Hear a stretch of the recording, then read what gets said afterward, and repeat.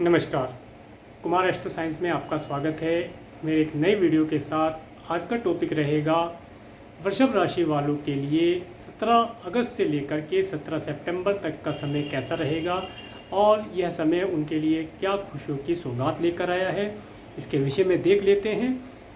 आपके पास बहुत सारी जन्मपत्री में बहुत सारी कुंडलियाँ होंगी, जिनमें से जिस जन्म कुंडली के ऊपर इस हाउस में 2 लिखा है तो वह आपका लगन हो गया, आपका लगन वृषभ लगन हो गया। अगर यहाँ पर किसी कारण से कोई और अंक लिखा है तो आपका लगन कोई और है, दूसरा है तो आपका लगन वृषभ लगन नहीं है। क्योंकि ये जो हॉरोस्कोप बनाया गया है, यह हॉरोस्कोप लगन के बेस पर बनाया गया है और यह किसी की पर्सनली जन्मपत्री का विश्लेषण नहीं है। यह ट्रांजिट में जो प्लेनेट गोचर कर रहे हैं उनकी प्लेनेटरी पोजीशन के अनुसार इस महीने में क्या चीज़ें वृषभ राशि वालों को, वृषभ लगन वालों को प्राप्त होंगी, उसके विषय में एक विश्लेषण है। क्योंकि जब जन्मपत्री का विश्लेषण किया जाता है तो उसके अंदर यह चार्ट तो देखा ही जाता है, जिस समय बच्चे का जन्म होता है उसका जो स्काई शॉट होता है उसका विश्लेषण किया जाता है। उसके साथ साथ ये जो ट्रांजिट है इसका विश्लेषण होता है। और भी बहुत सारी कुंडलियाँ होती हैं जिनका विश्लेषण किया जाता है। उसके साथ साथ दशा, महादशा, अंतरदशा, प्रत्यंतर दशा, बहुत सारी चीज़ें, योगनी इत्यादि चीज़ों का भी विश्लेषण किया जाता है, नक्षत्र इत्यादि का विश्लेषण किया जाता है। परंतु यह जो गोचर का विश्लेषण है, यह जो राशिफल है, यह लगन के बेस पर बनाया गया है। तो चूँकि यह जो वृषभ राशि वाले हैं उनके लिए लाभदायक रहेगा। आइए देखते हैं वृषभ राशि वालों के लिए प्लेनेटरी पोजीशन क्या रहेगी। वृषभ राशि वालों के लगन में राहु प्लेस्ड है और इनके सेकंड हाउस में, थर्ड हाउस में कोई प्लेनेट नहीं है। इनके फोर्थ हाउस में सूर्य से अपनी स्वयं राशि में विराजमान होकर साथ में बुध और मंगल के साथ प्लेस रहेंगे। इनके फिफ्थ हाउस में शुक्र ग्रह कन्या राशि में नीच राशि में रहेंगे। 6th हाउस में कोई प्लेनेट नहीं है। 7th हाउस में केतु प्लेस्ड रहेंगे। 9th हाउस में कोई प्लेनेट नहीं है, 8th हाउस में कोई प्लेनेट नहीं है। 9th हाउस में मकर राशि में शनि रेट्रोग्रेड अवस्था में रहेंगे।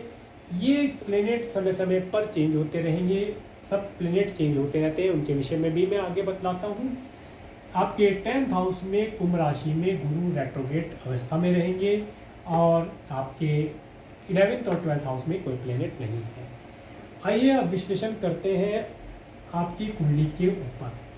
सबसे पहली बात तो कि आपके कुंडली में आपके फर्स्ट हाउस में जो शुक्र की राशि में राहु विराजमान है।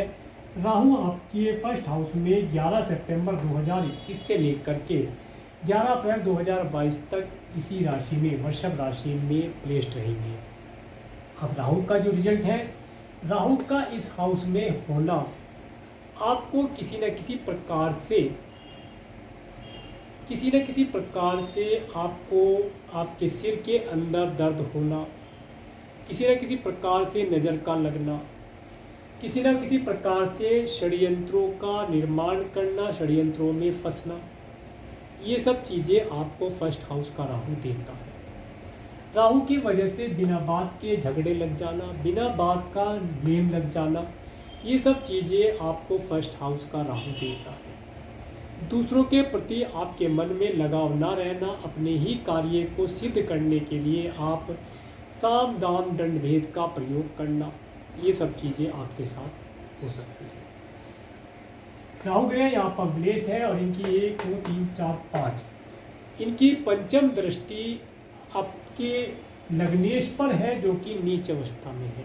शुक्र चूँकि नीच राशि में है और राहु की दृष्टि जब शुक्र के ऊपर, नीच राशि के शुक्र के ऊपर पड़ती है, जो कि लव और रिलेशनशिप के स्थान पर प्लेस्ड है, तो यह शुक्र आपको राहु की मदद से किसी इंटरकास्ट रिलेशन में डाल सकता है, या ये कहें कि जिससे आप प्यार करते हैं उसके साथ यह आपके संबंध बना सकता है। इसके बाद जो शुक्र यहाँ पर प्लेस्ड है, लग्नेश आपका 5th हाउस में प्लेस्ड है, वह आपको किसी न किसी प्रकार से कोई ना कोई रिलेशन, लव इत्यादि दिला सकता है। इस समय में आपको इंटरकास्ट, अगर आप मैरिज करना चाहते हैं तो इंटरकास्ट में मैरिज होने के पूरे पूरे योग आपको बने हैं। इस समय में इंटरकास्ट मैरिज होने के चांसेस बनेंगे। इसके साथ ही जो शुक्र ग्रह हैं यहाँ पर प्लेस्ड हैं, ये इस समय में राहु की जब इन पर दृष्टि पड़ती है तो ये आपको किसी अनैतिक कार्य में भी प्रवर्तित कर सकते हैं, जिसकी वजह से आपको नेम फेम, आपकी रेपुटेशन पे दाग लगने का कार्य करा सकते हैं। इसलिए इस समय में आपको बचकर रहना चाहिए।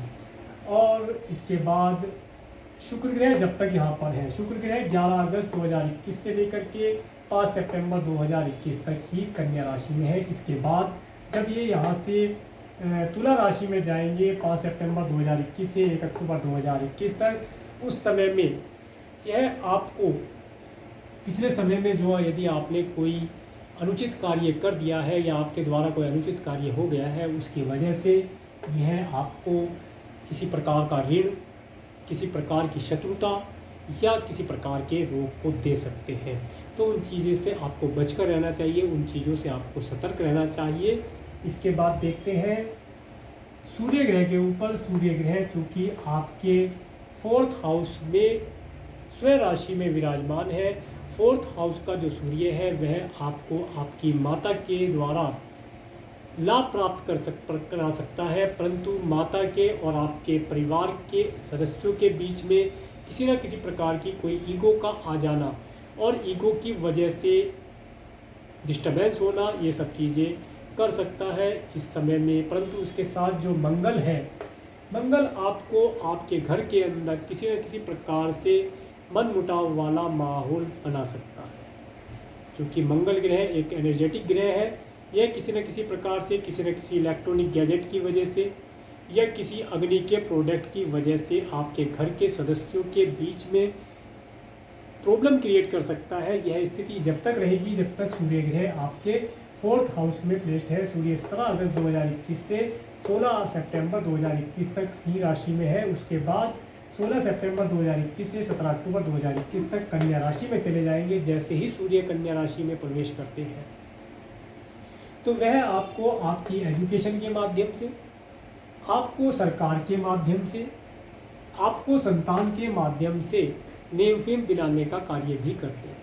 तो जो थोड़ा सा समय इनका निगेटिव रहेगा उसके आप फिर बेनिफिट भी यहाँ पर वे आपको प्रदान करेंगे। इसके बाद मंगल को देख लेते हैं। मंगल ग्रह जब तक यहाँ पर प्लेट है तब तक वे किसी न किसी प्रकार से एनर्जेटिक कार्यों से जुड़कर आपके जीवन में, आपके घर परिवार के अंदर प्रॉब्लम क्रिएट करेंगे। तो वो देख लेते हैं कब तक है। 20 अगस्त 2021 से लेकर के 5 सितंबर 2021 तक सूर्य ग्रह सिंह राशि में रहेंगे। इस समय के अंदर ये आपको किसी न किसी प्रकार से घर से संबंधित प्रॉब्लम से जोड़े रखेगा।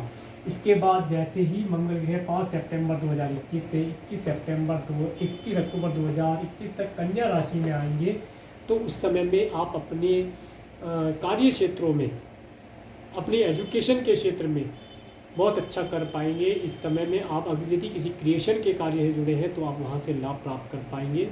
ये समय आपके लिए अच्छा रहेगा। अब इसके बाद बात करते हैं बुध ग्रह की। बुध ग्रह चूँकि आपके 4th हाउस में विराजमान है। बुध ग्रह 26 अगस्त 2021 से लेकर के 21 सितंबर 2021 तक कन्या राशि में विराजमान है। बुध ग्रह जब तक कन्या राशि में 26 अगस्त तक आपके बुध ग्रह सिंह राशि में विराजमान रहेंगे। जब तक ये यहाँ पर है तब तक ये वाणी के द्वारा आपके परिवार में कोई ऐसी वाणी बोल देना जो किसी दूसरे को हर्ट हो जाए, इस वाणी के वजह से आपको कष्ट प्रदान कर सकते हैं, जो मैंने आपको पहले भी बताया। क्योंकि ये 3 प्लेनेट एक साथ होने की वजह से बुध वाणी के द्वारा आपकी वाणी के द्वारा कोई ऐसी बात करा दे जिसकी वजह से सामने वाले को वह बात हर्ट हो जाए, वह उसके दिल में चुभ जाए और उसका रिजल्ट आपको आने वाले समय में अच्छा ना प्राप्त हो।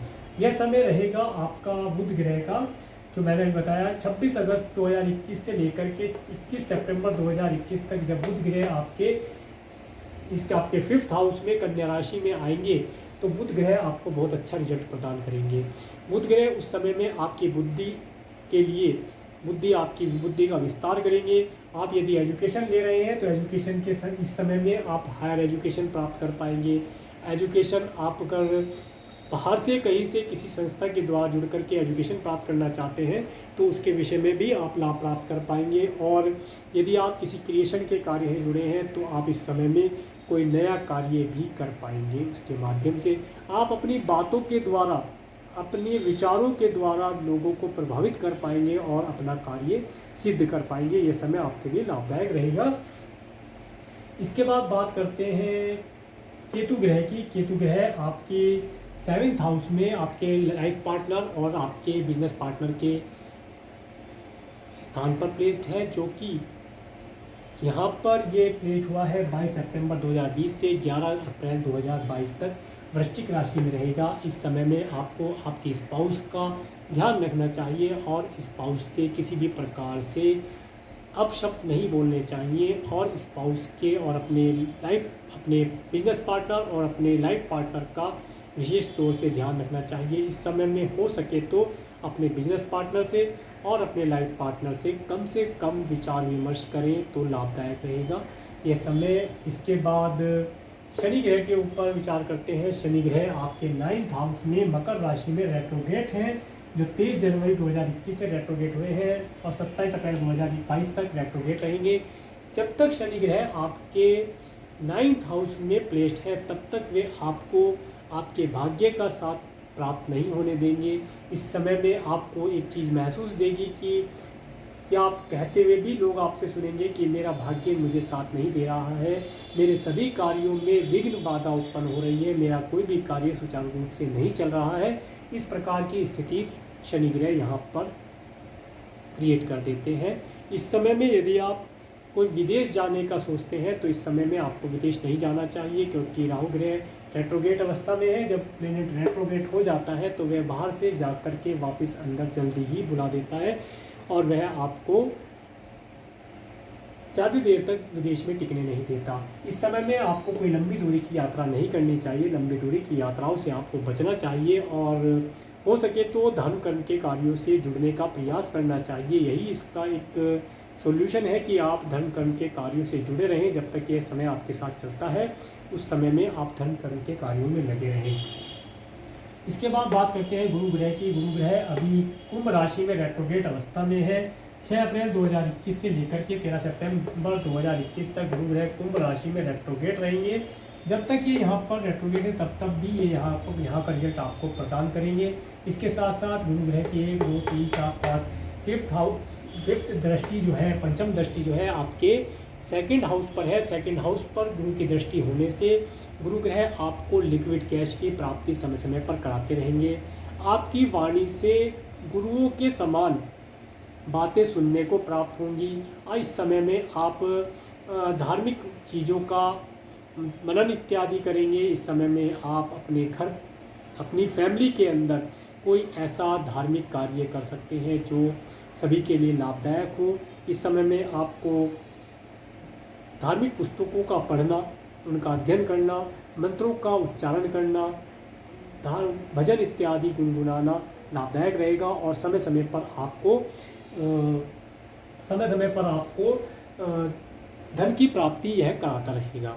इसके साथ साथ धन की प्राप्ति के साथ साथ यहाँ पर जब गुरु की दृष्टि पड़ेगी तो गुरु ग्रह आपको अच्छे और स्वादिष्ट और सात्विक भोजन का लाभ भी प्रदान करेगा। यहाँ पर गुरु की दृष्टि होने से आपको शुद्ध शाकाहारी भोजन प्राप्त होगा जो हेल्थी भी रहेगा। 7 1 2 3 4 5 6 7 सप्तम दृष्टि जब गुरु ग्रह की आपके परिवार पर पड़ेगी, आपके घर के ऊपर पड़ेगी, तो वह आपकी जो भी निगेटिविटी है उसे कंट्रोल करने का कार्य करेगा। और घर परिवार के अंदर यदि आप कोई धार्मिक कार्य जैसे कोई भजन कीर्तन इत्यादि या हवन इत्यादि करते हैं तो उसके माध्यम से घर के अंदर सुखद माहौल क्रिएट कर सकता है यदि आप इस प्रकार का कोई कार्य करते हैं।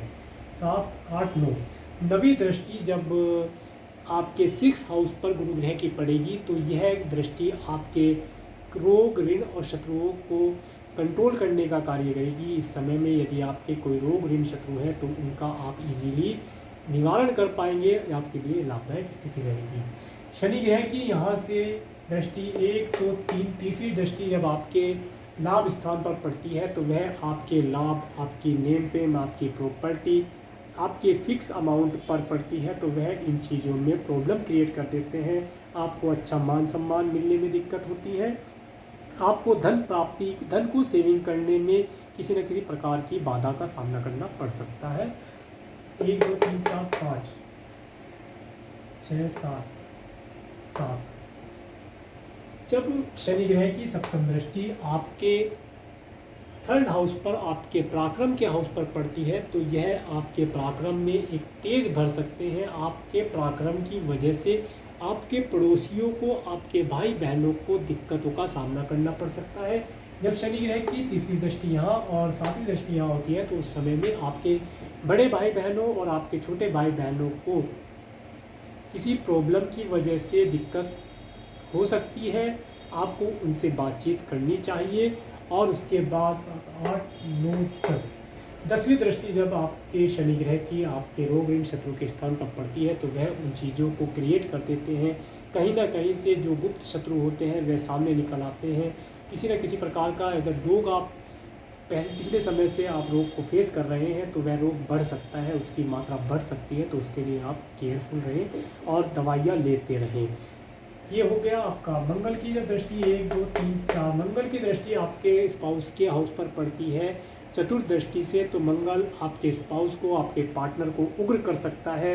वह किसी न किसी कारण से, इसीलिए मैंने पहले ही कहा कि आपको अपनी वाणी को शांत रखना चाहिए, आपको ज़्यादा नहीं बोलना चाहिए, उचित शब्दों का प्रयोग करना चाहिए।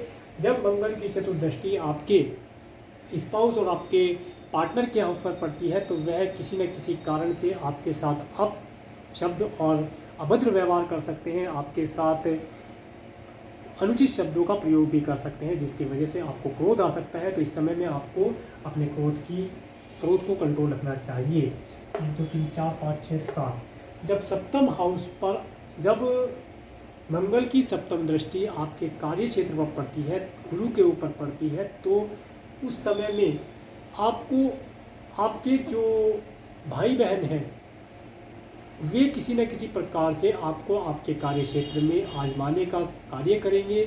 उस समय में आपको उन सब से भी बचकर रहना चाहिए और अपने कार्य क्षेत्र में केवल और केवल अपने कार्य क्षेत्र में ध्यान लगाकर अपने कार्य को करना चाहिए।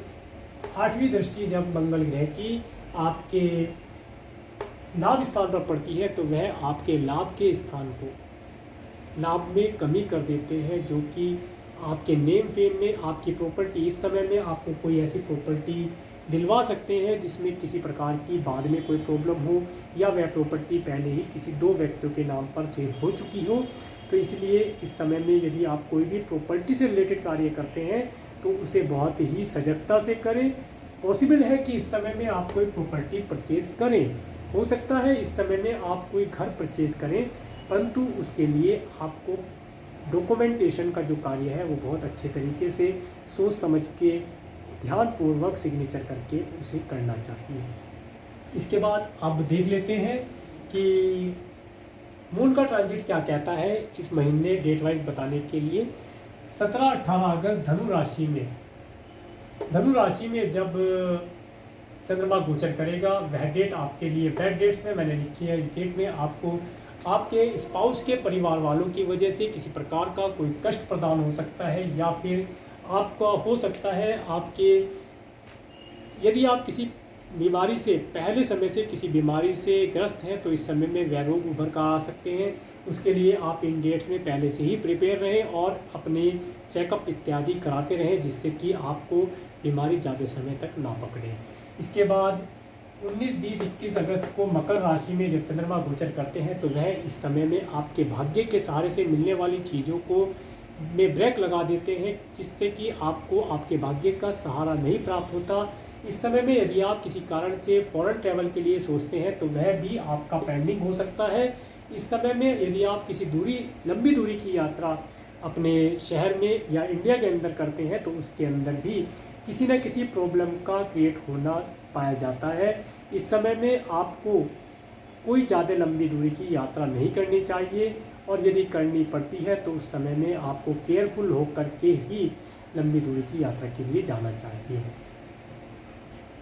23-24 अगस्त को जब कुंभ राशि से चंद्रमा गोचर करेंगे तो वह समय आपको आपके बिजनेस के लिए अच्छा रहेगा। 22 और 23 अगस्त को यह अच्छा रहेगा, मैंने गुड डेट में लिखा है। इस डेट में जैसे ही गुरु गोचर करेंगे वह आपको आपके व्यापार क्षेत्र से, आपके जॉब क्षेत्र से, आपके ऑक्यूपेशन से आपको धन लाभ प्रदान करेंगे। इस समय में आप अपने बिजनेस को बढ़ता हुआ देखेंगे, बिजनेस के माध्यम से आप चीज़ों में तरक्की प्रदान करते देखेंगे। इस समय में आपको अपने व्यापार, बिजनेस और जॉब के लिए कोई नया अगर डिसीजन लेना है तो इस समय में आपको डिसीजन लेने से लाभ प्राप्त होगा। वह आज की तारीख इन डेट्स में लिया हुआ डिसीजन आपका आगामी भविष्य में आपके जो भी आप व्यापार करते हैं उसके लिए लाभदायक रहेगा। इसका रिजल्ट आपको आने वाले समय में मिल जाएगा जैसे जैसे समय चेंज होता है। 24 और 25 तारीख को चंद्रमा आपके मीन राशि में गोचर करेंगे।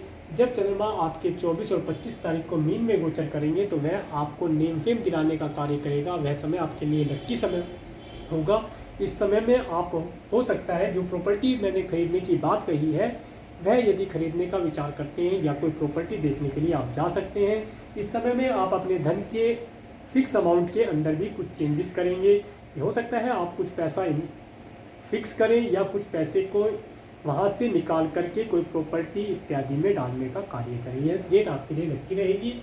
और इसके बाद 26, 27, 28 अगस्त को मेष राशि में जब चंद्रमा गोचर करेगा तो वह समय आपके लिए, इस समय में आपको हो सकता है अपने किसी रिलेटिव या अपने किसी फैमिली मेम्बर या अपने मंथली चेकअप के लिए किसी हॉस्पिटल में जाना पड़े। यह सिर्फ और सिर्फ आपके रूटीन चेकअप के विषय में बात है, कोई बड़े इशू की बात यहाँ नहीं दिखाई देती है, क्योंकि प्लेनेट इस समय में आपको एक रूटीन चेकअप कराने के लिए या कोई छोटा मोटा कोई जुकाम इत्यादि, बुखार इत्यादि होने की वजह से, छोटी मोटी कोई डिजीज़ जैसे होती हैं उनकी वजह से आपको डॉक्टर से मिलना हो सकता है। इसके साथ साथ 29 और 30 तारीख को जब वृषभ राशि में चंद्रमा गोचर करेंगे राहु के ऊपर से, वह समय आपके लिए टेंशन वाला समय रह सकता है। उस समय में आपको आपकी ज़िंदगी में एक रुकावट या एक गतिरोध लगा हुआ, ब्रेक लगा हुआ समझ आएगा कि पता नहीं क्या कारण है, सभी कार्य रुके हुए हैं, कोई कार्य सुचारू रूप से नहीं चल रहा है। इस डेट को मैंने 29 और 30 तारीख को अगस्त को मैंने बैड डेट में काउंट किया है, क्योंकि इस डेट में आपको कोई भी विशेष कार्य नहीं करना चाहिए। यदि कोई विशेष कार्य करना है तो इन डेट्स में आपको उस कार्य को पेंडिंग कर देना चाहिए, वही लाभदायक रहेगा। इसके बाद देखते हैं 31 अगस्त और 1-2 सितंबर को मिथुन राशि में जब चंद्रमा जाएंगे तो उस समय में 1 सितंबर और 2 सितंबर को मैंने गुड डेट में काउंट किया है। इस डेट में आपको कहीं ना कहीं से धन लाभ अवश्य प्राप्त होगा। इस समय में आप धन प्राप्त करके इस समय में आपको कहीं ना कहीं से लिक्विड कैश की प्राप्ति होगी और आपके जो कैश है, आपको जो धन संपत्ति है उसके अंदर बढ़ोतरी होगी। आपकी फैमिली के अंदर भी हो सकता है आपको अच्छे और स्वादिष्ट भोजन का लाभ प्राप्त हो। इस समय में आप को कुछ अच्छा खाने के लिए, अच्छा पीने के लिए मिलने के पूरे योग हैं। इसके बाद 3 और 4 सितंबर कर्क राशि में जब चंद्रमा गोचर करेंगे तो चंद्रमा आपके पराक्रम को बढ़ा करके आपके पराक्रम को बढ़ाएंगे और आपके द्वारा कोई छोटी दूरी की यात्रा करा करके आपको छोटी दूरी की यात्रा से लाभ प्राप्त कराएंगे। हो सकता है इस समय में आपको आपके भाई बहनों के माध्यम से भी लाभ प्राप्त हो। इसके बाद 5 और 6 सितंबर सिंह राशि में जब चंद्रमा गोचर करेंगे उस समय चंद्रमा आपको धार्मिक विचारों वाला बना देंगे और हो सकता है इन डेट्स में ही आप अपने घर के अंदर कोई धार्मिक आयोजन करें जिसके माध्यम से आपके परिवार के सदस्यों के बीच में, आपके परिवार के अंदर, आपके घर के अंदर सुखों का वास हो सके। क्योंकि ये जो डेट्स हैं, इन डेट्स में यदि आप कार्य करते हैं, कोई धार्मिक कार्य का आयोजन करते हैं तो इन डेट्स में आपको धार्मिक आयोजन के माध्यम से घर के अंदर सुख शांति का वास होने का लाभ प्राप्त होगा। और इसके बाद कन्या राशि में 7 और 8 सितंबर कन्या राशि में जब चंद्रमा गोचर करेंगे उस समय में चंद्रमा आपको जिनसे आप प्यार करते हैं या यदि आप कोई क्रिएशन के कार्य से जुड़े हैं तो उन कार्यों में अच्छा कर पाएंगे। आपको आपकी संतान के माध्यम से सुख की प्राप्ति होगी। संतान आपके लिए अच्छा नेम फेम अर्न करके देगी। संतान के द्वारा आपको सुख की प्राप्ति होगी। इसके बाद तुला राशि में 9 और 10 सितंबर जब चंद्रमा रहेंगे, यह समय थोड़ा सा टेंशन भरा समय रह सकता है। इस समय में जो आपके कुछ शत्रु होते हैं, जो गुप्त शत्रु होते हैं, वे निकल करके सामने आ सकते हैं। यह समय आपको आपके शत्रुओं को जज करने का होता है कि कौन से आपके शत्रु हैं और कौन से आपके मित्र हैं जो आपको हमेशा सपोर्ट करते रहते हैं और आपको आगे बढ़ने में, आपकी तरक्की में सहायक होते हैं। इसके बाद जब वृश्चिक राशि में चंद्रमा जाएंगे, वह समय आपके लिए शांत रहने का समय है। इस समय में आपको अपनी वाणी पर कंट्रोल करना चाहिए। आपको किसी से किसी प्रकार का कोई अपशब्द नहीं बोलना चाहिए। इस समय में हो सकता है इन डेट्स में आप कोई अपशब्द बोल दें जिसकी वजह से आपको परेशानी का सामना करना पड़ सकता है। इसीलिए मैंने 13 और 14 सितंबर को बैड डेट्स में काउंट किया है, क्योंकि इन डेट्स में आप प्रॉब्लम से घिरे रह सकते हैं। इसके बाद धनु राशि में 14 और 15 सितंबर को जब चंद्रमा गोचर करेगा तो यह समय आपको आपके ससुराल पक्ष की तरफ से या आपके वारसे की प्रॉपर्टी की तरफ से या आपके माता पिता के द्वारा मिले हुए लाभ की वजह से किसी प्रकार की कोई परेशानी दे सकता है। या हो सकता है इस समय में आपके गुप्त अंग, यदि आपकी एज ज़्यादा है तो गुप्त अंग से रिलेटेड किसी प्रॉब्लम से घिर सकते हैं। तो उन चीज़ों के लिए आप पहले ही प्रिपेयर होकर रहें और इन बैड डेट्स को आप कहीं पर काउंट करके रखें, मार्क कर लें और इन बैड डेट्स में मिलने वाले नेगेटिव रिजल्ट से बचकर चलें। इसके बाद 16 और 17 तारीख को जब चंद्रमा मकर राशि से आपके 9th हाउस से गोचर करेंगे तो इस समय में आपको किसी भी कार्य को करने के लिए जो शक्ति होती है, इनर सेल्फ शक्ति होती है, उसमें कमी प्राप्त होगी। आपका कोई भी कार्य सुचारू रूप से नहीं चल पाएगा। इन सब चीज़ों से बचने के लिए आप भगवान भोलेनाथ के मंदिर अवश्य जाएं और उन्हें जल अर्पण करते रहें। 5 और 6 तारीख ये आपके लिए लक्की डेट्स में बताई गई हैं। जो लक्की डेट्स हैं ये भी आप मार्क कर सकते हैं और इन डेट्स का लाभ प्राप्त कर सकते हैं। इसके साथ साथ इस महीने में जो व्रत और पर्व रहने वाले हैं उनके विषय में देख लेते हैं। 11 अगस्त को हरियाली सिंधार तीज का व्रत और पर्व रहेगा। 22 अगस्त को रक्षाबंधन का पर्व रहेगा। 30 अगस्त को श्री कृष्ण जन्माष्टमी व्रत रहेगा। 14 सितंबर को श्री राधा अष्टमी का व्रत और पर्व रहेगा।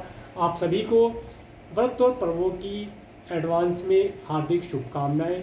और यदि आपको मेरा ये वीडियो अच्छा लगा है तो आप मेरे इस वीडियो को लाइक कर सकते हैं और यदि आप मेरे चैनल पर नए हैं तो मेरे चैनल को सब्सक्राइब करें, जिससे आने वाले नए वीडियो का नोटिफिकेशन आपको मिल सके।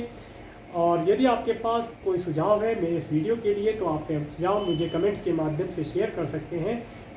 और मेरे इस वीडियो को प्रेमपूर्वक देखने के लिए, मेरे चैनल पर प्रेमपूर्वक बने रहने के लिए आपका प्रेमपूर्वक धन्यवाद। नमस्कार।